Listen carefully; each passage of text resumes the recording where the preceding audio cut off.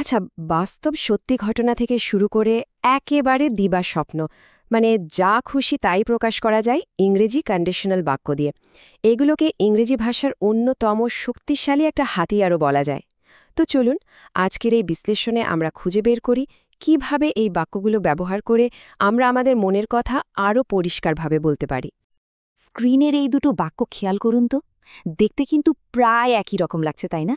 কিন্তু এদের অর্থের মধ্যে বলতে গেলে আকাশ পাতাল তফাত। একটা বাক্য বলছে বাস্তব সম্ভাবনার কথা, আর অন্যটা বলছে এমন একটা ঘটনার কথা যা আসলে ঘটেইনি। তো প্রশ্নটা হলো, এই যে এত বড় একটা পার্থক্য, এর কারণটা কি? আর ঠিক কখন কোনটা ব্যবহার করতে হবে সেটাই বা বুঝব কিভাবে? চলুন আজ এই পুরো ব্যাপারটাকেই একদম সহজ করে ফেলি। যত রকমের কন্ডিশনাল বাক্য আছে সবগুলোর পেছনে কিন্তু একটাই সহজ ফর্মুলা কাজ করে। এর দুটো ভাগ থাকে। একটা হলো এফ ক্লজ, মানে যেটা দিয়ে শর্তটা বোঝানো হয়, আর আরেকটা হলো রিজাল্ট ক্লজ, মানে সেই শর্ত পূরণ হলে কি ফল হবে সেটা। খুবই সোজা ব্যাপার কিন্তু। যদি বা এফ দিয়ে আমরা একটা শর্ত দিচ্ছি আর তারপর বলছি সেই শর্তটা পূরণ হলে ঠিক কি ঘটবে।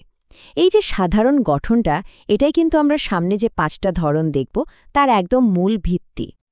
তো আমাদের এই জার্নিটা শুরু হবে একদম বাস্তবতা থেকে। মানে আমরা প্রথমে সেই কন্ডিশনালগুলো দেখব যেগুলো একদম সত্যি ঘটনা বা বাস্তব সম্ভাবনা নিয়ে কথা বলে। আমাদের লিস্টের একদম প্রথমে আসছে জিরো কন্ডিশনাল।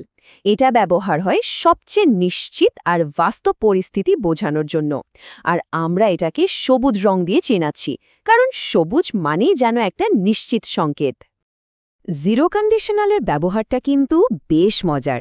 যখন কোনো একটা ঘটনা সবসময় সত্যি, ধরুন কোনো বৈজ্ঞানিক সত্য বা আমাদের কোনো অভ্যাস, ঠিক তখনই আমরা এটা ব্যবহার করি। আর এর গঠন, সে তো আরও সোজা। এফের সাথেও প্রেজেন্ট সিম্পল, আবার ফলাফলের অংশও প্রেজেন্ট সিম্পল। একদম সহজ। তার মানে এক কথায় বললে এটা হলো কারণ আর ফলের একটা পাক্কা সম্পর্ক, যা কোনোদিন বদলাবে না। আচ্ছা, এবার পরের ধাপে যাওয়া যাক। এখন আসছে ফার্স্ট কন্ডিশনাল, যেটা ভবিষ্যতের কোনো বাস্তব সম্ভাবনা নিয়ে কথা বলে। এর জন্য আমরা ব্যবহার করছি নীল রং। ফার্স্ট কন্ডিশনাল আমরা ঠিক তখনই ব্যবহার করি যখন ভবিষ্যতের কোনো সম্ভাব্য ঘটনা নিয়ে কথা বলতে চাই। এখানে শর্তটা প্রেজেন্ট সিম্পল টেন্সে থাকলেও ফলাফল বোঝাতে কিন্তু উইল ব্যবহার করতে হয়।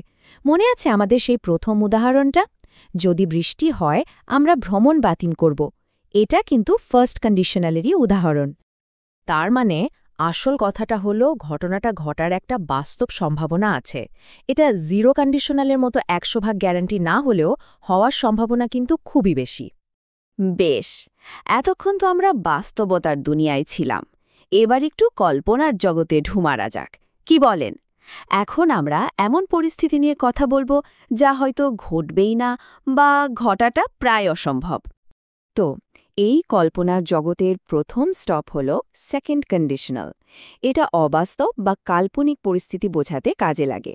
এর জন্য আমরা বেছে নিয়েছি কমলা রং, যা কিনা একটা সম্ভাব্য কিন্তু অবাস্তব পরিস্থিতির দিকেই ইঙ্গিত করে।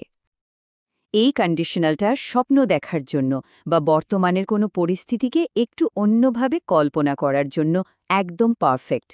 এখানে একটা মজার ব্যাপার আছে কিন্তু। দেখুন, শর্তের অংশে পাস্ট সিম্পল টেন্স ব্যবহার হচ্ছে, কিন্তু এটা আসলে কথা বলছে বর্তমান বা ভবিষ্যতের কোনো কাল্পনিক পরিস্থিতি নিয়ে। আর ফলাফলের অংশে বসছে উড। সোজা কথায় আমরা এমন কিছু নিয়ে কথা বলছি যা সত্যি না।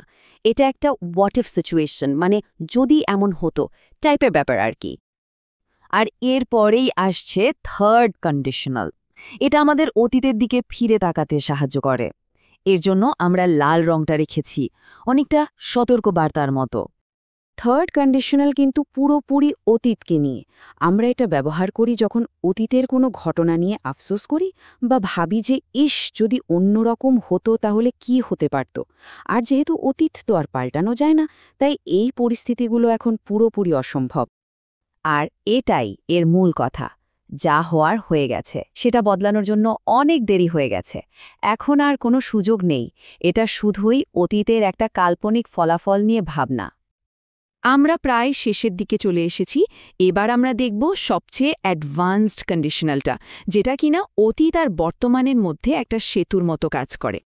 মিক্সড কন্ডিশনাল কিন্তু দারুণ একটা জিনিস। এটা অতীতের একটা কাল্পনিক শর্তের সাথে বর্তমানের একটা কাল্পনিক ফলাফলকে জুড়ে দেয়। যেমন এই উদাহরণটা দেখুন, অতীতে চাকরিটা না নেওয়ার ফলে বর্তমানে ধনী না হওয়ার যে অবস্থা, সেটাই বোঝানো হচ্ছে। এর আসল বৈশিষ্ট্যই হলো এটা দুটো আলাদা সময়কে, মানে অতীত আর বর্তমানকে একসাথে বেঁধে ফেলে, আর এটাই একে অন্য কন্ডিশনালগুলোর থেকে একদম আলাদা করে তোলে। তো এই ছিল আমাদের 5 ধরনের কন্ডিশনাল। এতক্ষণ যা যা জানলাম, এবার সবগুলোকে একসাথে পাশাপাশি রাখলে দেখবেন পুরো ছবিটা একদম পরিষ্কার হয়ে গেছে। তাহলে চলুন এক ঝলকে পুরো ব্যাপারটা গুছিয়ে নিই। জিরো কন্ডিশনাল মানে যা সবসময় সত্যি। ফার্স্ট কন্ডিশনাল হল ভবিষ্যতের বাস্তব সম্ভাবনা। সেকেন্ড কন্ডিশনাল বর্তমান বা ভবিষ্যতের কোনো কল্পনা। থার্ড কন্ডিশনাল হল অতীতের কোনো আক্ষেপ বা অসম্ভব কল্পনা। আর সবশেষে মিক্সড কন্ডিশনাল, যেটা অতীতের শর্তের বর্তমান ফল দেখায়। এই টেবিলটা দেখলেই স্পষ্ট বোঝা যাচ্ছে কিভাবে সময় আর বাস্তবতার সাথে সাথে এদের গঠন আর ব্যবহারও পাল্টে যাচ্ছে। সব শেষে একটা প্রশ্ন রেখে যাই। একটু ভাবুন তো, এই যে প্রশ্নটা, এর উত্তর দিতে কোন কন্ডিশনালটা ব্যবহার করতে হবে? ঠিক ধরেছেন, এটা কিন্তু থার্ড কন্ডিশনালের একটা দারুণ উদাহরণ। আর এভাবেই আমরা যা শিখলাম সেটাকে বাস্তব জীবনের সাথে মিলিয়ে নিতে পারি।